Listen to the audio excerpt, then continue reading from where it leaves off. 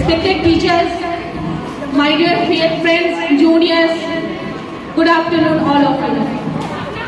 मैं यहाँ खड़ी हुई हूँ ताकि मैं अपने 2 सालों का एक्सपीरियंस आप सब लोगों से शेयर कर सकूँ। लेकिन इसके पहले कि मैं कुछ बोलूँ, मैं अपने सारे टीचर्स से, दोस्तों से, जूनियर से माफ़ी मांगती हूँ। अगर इन 2 सालों में मुझसे कोई भी गलती हुई हो तो आप लोग मुझे माफ़ करेंगे, क्योंकि मेरा टोन ही कुछ ऐसा है कि मैं नॉर्मली भी बोलती हूँ तो लगता है डांट ही रही हूँ या गुस्सा ही कर रही हूँ। तो प्लीज फॉरगिव मी।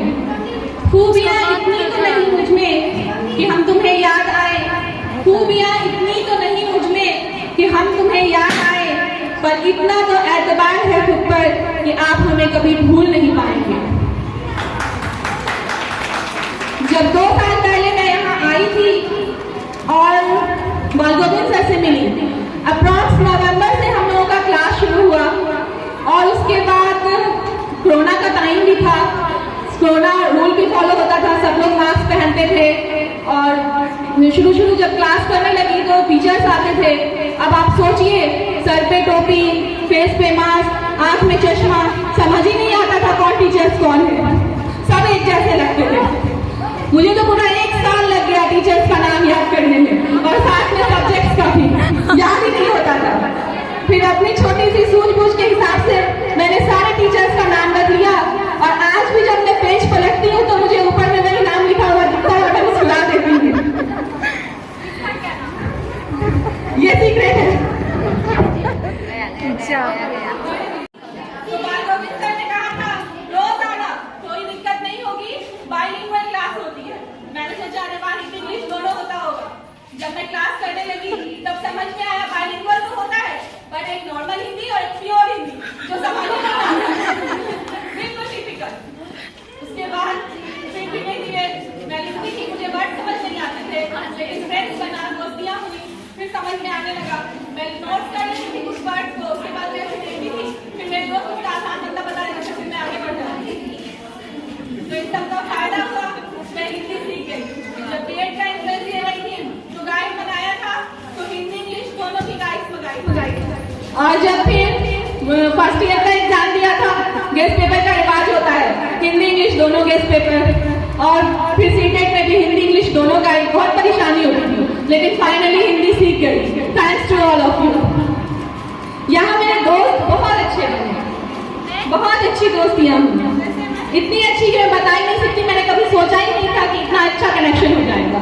मैं जब यहाँ आई थी और अपने सीनियर्स को देखा था, मतलब वो अप्रॉक्स 1 साल खत्म होने के बाद, मुझे लगता था यार मेरे बैच में इतनी यूनिटी नहीं है, लेकिन फिर धीरे धीरे पता चला कि नहीं, बहुत यूनिटी है। आपस में चाहे हम कितना भी लड़े झगड़े, टीचर जब कुछ बोलते हैं ना सब यूनाइट हो जाते हैं, फिर समझ आता है यूनिटी है। सब यादों के दिल को फिर याद आएंगे, वो बीते पुराने लम्हे दिल को फिर याद आएंगे, वो पहले दिन, वो पहली सी बातें, आज वो दोस्त सब पिछले, तो ये लम्हे दिल को फिर याद आएंगे। इस कॉलेज में मुझे बहुत मजा आया, स्टूडेंट लाइफ जीने को काफी टाइम बाद मिला और मैंने बहुत कुछ सीखा है यहाँ से।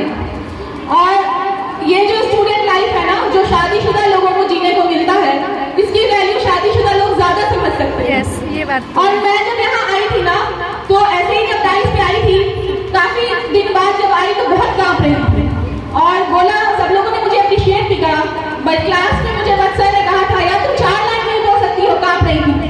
तब मुझे रियलाइज हुआ कि सच में मैं 4 लाइन नहीं बोल सकती। फिर मैंने इस पे काम किया, बहुत कुछ सीखा। दोस्तियाँ ऐसी हुई है मेरी कि आपको शायद याद होगा, अभी कुछ दिन पहले वीसी सर आए थे, तो नोटिस आया था और अपर्णा ने और शिफाली ने कॉल किया कि नोटिस मिला। मैंने कहा हाँ मिला। तो पढ़ी? मैंने कहा हाँ पढ़ी। समझ में आया? मैंने कहा हाँ सारा समझ में आ गया, एक वर्ड नहीं समझ में आया। अपर्णा ने कहा इसीलिए कॉल किया कि पति का मतलब वीसी होता है। मुझे इतनी हंसी आई और मैं आज तक याद करती हूँ उस बात को कि बॉन्डिंग बन जाती है, सारे टीचर्स से भी अटैचमेंट हो जाती है, रिश्ते भी बन जाते हैं। मैं शिखा मैम से काफी इन्फ्लुएंस्ड हूँ फर्स्ट क्लास से, बट सविता मैम से बात बहुत करती थी, मैम यहाँ है नहीं, लेकिन जब ट्रेनिंग पीरियड में उनसे अटैचमेंट हुआ और फिर पांडे सर से, सौरभ सर से, हालांकि हंसते हंसते सर लोग बहुत कुछ बोल ही जाते हैं, लेकिन पता चलता है कि वो भी एक अटैचमेंट ही है। मजा आया।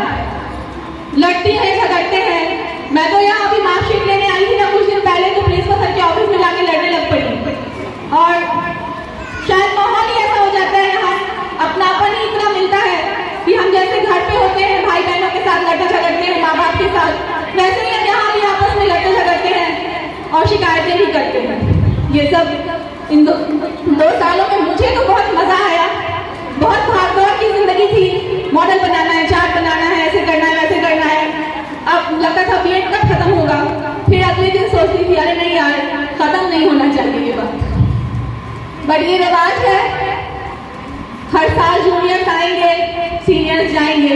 एक साल पहले मैं आप लोगों को यहीं खड़े होकर वेलकम कर रही थी, आज मैं फेयरवेल का एक्सपीरियंस शेयर कर रही हूँ। आज आप लोग हमारे जूनियर्स को वेलकम कर रहे हैं, तो जाते जाते मैं आप सब लोगों से कुछ लाइन्स कहती हूँ।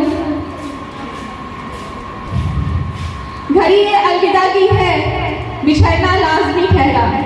घड़ी ये अलविदा की है, बिछड़ना लाजमी ठहरा।